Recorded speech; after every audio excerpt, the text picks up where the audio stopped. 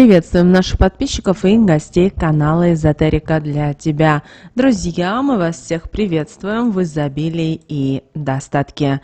Сегодня, друзья, в этом видео мы с вами уделим внимание народным приметам, традициям и обычаям на 22 марта. Поговорим о церковном празднике в этот день, поговорим о том, какую икону Божьей Матери почитают в этот день, 22 марта, а также поговорим о народном календаре, что можно и чего категорически нельзя делать. Прямо сейчас, друзья, ставьте лайк, а в комментариях напишите слово «монета», и деньги уже придут прямо сегодня. Поэтому ставьте лайк для активации финансового потока. А мы с вами, друзья, начинаем. 22 марта – это день, который на протяжении многих веков напоминает верующим о стойкости, мужестве и преданности истинным христианским убеждениям. В этот день, 22 марта, православная церковь поминает 40 мучеников севастийских, чья жертвенная смерть за веру Христову остается ярким примером непоколебимости духа. Предание, уходящее корнями в IV век, рассказывает о 40 воинах, которые, отличаясь силой и храбростью, приняли на себя мученическую смерть в Севастии Армянской. Император Лициний, искушая их и испытывая их верность, поставил их раздетыми на покрытое льдом озеро, а на берегу соорудил теплую баню для соблазна. Однако ни мучения, ни соблазн не смогли ослабить их веру. Ночью свет озарил мучеников, и на их головы пали 39 венцов, а вода в озере согрелась. Даже один из стражников, Аглай, увидев чудеса, присоединился к страдальцам, приняв веру во Христа. Но на следующее утро оставшихся в живых мучеников жестоко казнили. В память о их подвиге в России было возведено 40 сороковых церквей. Эти святые мужи веры своим символом не только мужества, но и примером преданности истинным ценностям, которые по сей день вдохновляют верующих. Также 22 марта – это День Православной Церкви, когда чтится память иконы Божией Матери, известная как Албазинская. Это название несет в себе много значений и исторических связей, особенно с Приамурским краем. Но еще одно название этой иконы – слово «плоть бысть». И это предлагает нам глубокие размышления о смысле и влиянии этой святыни. Название Албазинского происходит от крепости Албазин, в которую икона была доставлена старцем еще в 17 веке. Это название напоминает нам о том, как древние святые образы были связаны с историческими событиями и местами. Но слово «плоть бысть» придает иконе глубокий смысл. Эти слова, взятые из Евангелия от Иоанна, указывают на то, что наши мысли и наши слова могут влиять на нашу жизнь, и они становятся плотью. Иконография этой иконы, на которой Богородица держит еще нерожденного Иисуса под сердцем, подчеркивает эту идею, поэтому икону считают покровительницей матерей, беременных и детей. Икона Албазинская имеет богатую историю своего воздействия на жизнь верующих. В разные периоды времени, в особенности в Приамурском крае, к ней обращались с молитвами в моменты бедствий и болезней.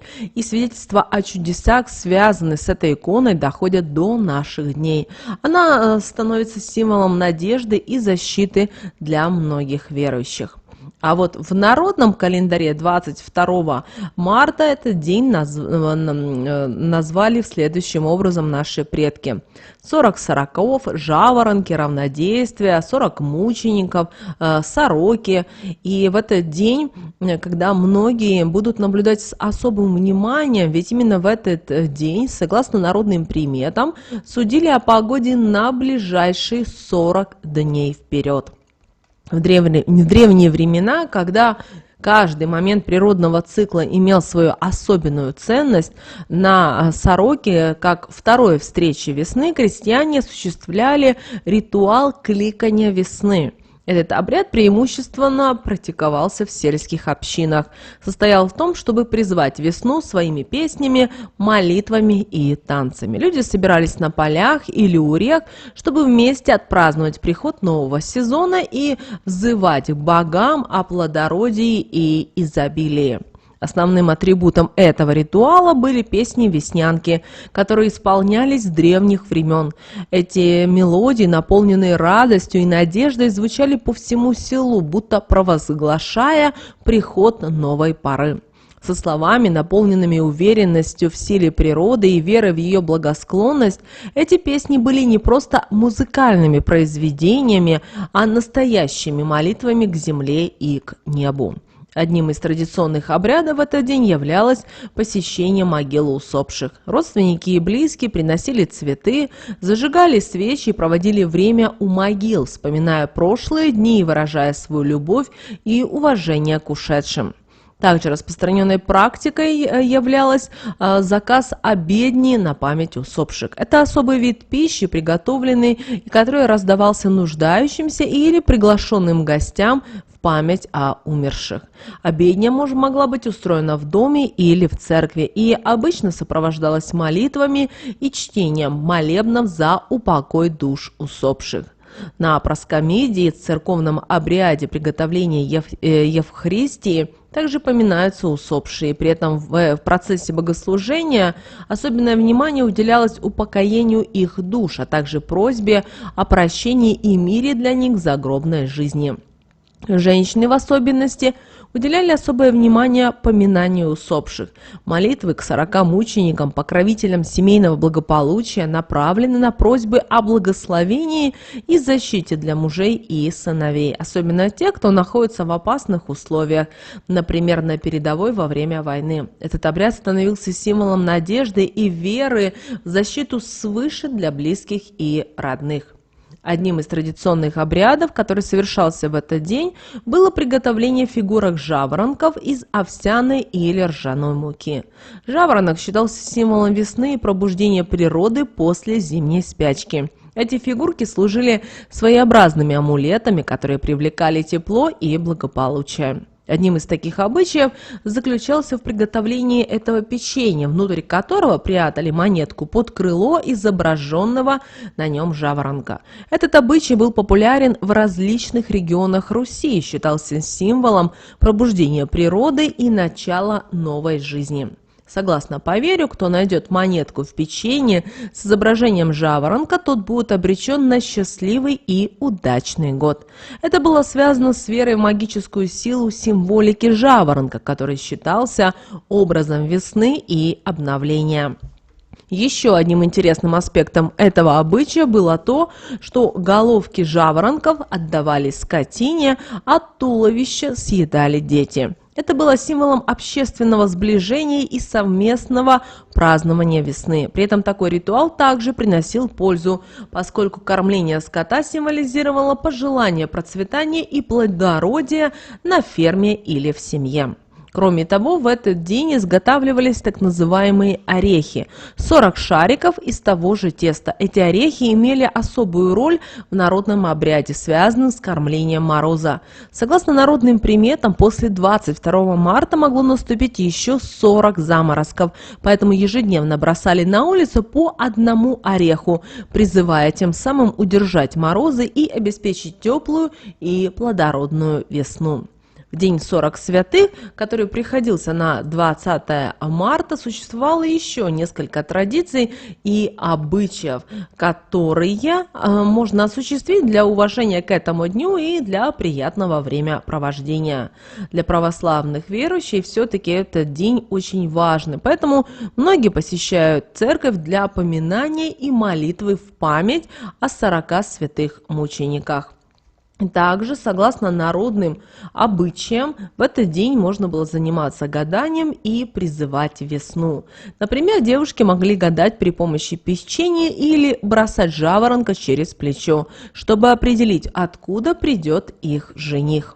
Также такие обычаи, как жаворонков класть на пороге и звать собаку, также могло стать частью развлечений в этот день. Это могло быть интересным способом провести время в кругу семьи или друзей. Также традиционно в этот день люди посещали могилы усопших родственников, зазывали за них поминовения и поминали их во время трапезы. Поскольку весна в некоторых регионах уже в полном разгаре, то можно провести день на свежем воздухе, наслаждаясь природой и первыми признаками весны. Согласно древним обычаям, парням рекомендовалось качаться на качелях в этот день. По поверьям, это приносило счастье и обещало урожайный год. Это может быть веселым и способом провести время на свежем воздухе и сделать небольшую забаву из древних обычаев. День 22 марта подходит для размышления о будущем и формирования планов. Можно уделить время для того, чтобы обдумать свои цели, амбиции, составить планы на будущее и помечтать о том, что бы вам хотелось достичь. Также в этот день, если у вас есть возможность, время, то можно заняться работой в саду или в огороде. В это время уже полезно приступать к подготовке почвы, посадке новых растений или уходу за существующими. Также сегодня, день 22 марта, благоприятен для творческих начинаний и саморазвития. Сегодня можно заняться изучением новых навыков, заняться каким-то хобби, которое принесет вам удовольствие и поможет вам развиваться. День жаворонка 22 марта имела свои традиции и народные приметы, которые важно было учитывать, чтобы избежать нежелательных последствий. Итак, что же нельзя было делать 22 марта? Главное, что нельзя было делать в этот день, так это обижать птиц, особенно сорок. Считается, что сороки являются защитниками дома от нечисти и зла, поэтому не следует разрушать их гнезда, прогонять их со двора или кидать в них камнями. Также в этот день не рекомендуется планировать генеральную уборку, так как считается, что мокрые полы символизируют слезы, которые будут проливать члены семьи. Это могло привести к негативным эмоциям и неудачам в дальнейшем. Также в день жаворонка благоприятен день для мирного и спокойного времяпровождения, поэтому не стоит в этот день ввязываться в конфликты или споры, которые могут испортить атмосферу и привести к каким-то напряженным отношениям. Также в день жаворонка стоит не нарушать покой и провести этот день в спокойствии. Все-таки этот день призван символизировать весеннюю радость и возрождение природы. Поэтому в этот день важно избегать шумных мероприятий и действий, которые могут нарушить покой и спокойствие окружающих. Также в этот день не стоит переутомляться тяжелым физическим трудом. Лучше отдохнуть и провести время в спокойной обстановке. Также в этот день не рекомендуется есть мясо, рыбу, яйца и пить молоко, иначе можно привлечь голод в семью. Вместо этого лучше выбрать растительную пищу и заменить мясо и рыбу как вариант на овощные блюда. Также в этот день разрешено заправлять пищу растительным маслом и пить травяной чай. В небольших количествах также в этот день можно употреблять когор. Согласно народной примете, в день жаворонка не подходит день для того, чтобы дать кому-либо деньги взаймы или вообще долг другим людям. По поверьям, деньги, даваемые в этот день, могут не вернуться, а также привлечь финансовые проблемы и потери. Также по традиции застеленный белой скатертью стол в день жаворонка мог привлечь к дому обманщика или мошенника. Этот символический жест может предоставить возможность для мошенничества или аферы. По поверьям, если в день жаворонка покупать веник, то он может оказаться от нечистого. Если хозяйка будет использовать такой веник для того, чтобы мести, то таким образом может привлечь темные силы в дом. В результате даже домовой, который старается защитить хозяев от злобных духов, может оказаться бессилен. Кроме того, согласно народной примете, кормление птиц хлебом в день жаворонка может быть предвестником трудностей. Это также может символизировать и то, что не будет хватать пищи или неурожайный год будет для семьи. Поэтому рекомендуем насыпать птичкам зерна в качестве угощения. Также, согласно поверью, девушкам в этот день, 22 марта, не рекомендуется надевать блестящие бусы. Дело в том, что сорока может воспринять их как привлекательные предметы и забрать к себе. В результате у девушки может не быть жениха или будущего мужа. Также считается, что в день жаворонка лучше избегать подсчета пролетающих ворон и галок. По народной примете, если это сделать, из дома могут пропасть все деньги. Эта народная примета связана с представлением о том, что пролетающие вороны, галки могут быть признаком несчастья или утратой богатства. Также в этот день нельзя и щекотать никого. Согласно поверьям, это может привести к приступу болезни мочевого пузыря. Также сегодня в этот день после умывания или купания нельзя выливать воду в землю, иначе вместе с водой может уйти ваше здоровье. Поэтому подумайте об этом перед тем, как проводить именно такую процедуру. Вот такой, друзья, у нас с вами день 22 марта по народным приметам и по церковному календарю. Мы, друзья, надеемся, что наши советы и наши рекомендации вам помогут. С вами, как всегда, был канал Эзотерика. Друзья, обязательно подписывайтесь на наш канал, обязательно ставьте лайк этому видео, обязательно поделитесь этим видео с теми, кого вы любите, кого вы цените. Желаете мира, любви, гармонии, пусть они также знают об этой важной и ценной информации. Друзья, но прямо сейчас на экране вы видите два всплывающих окна. Друзья, это следующие рекомендованные видео для вас. Нажимайте на то видео, которое вам на интуитивном уровне понравилось больше, и смотрите. Друзья, всех вам мыслимых и немыслимых благ. Услышимся с вами уже буквально в следующем видео.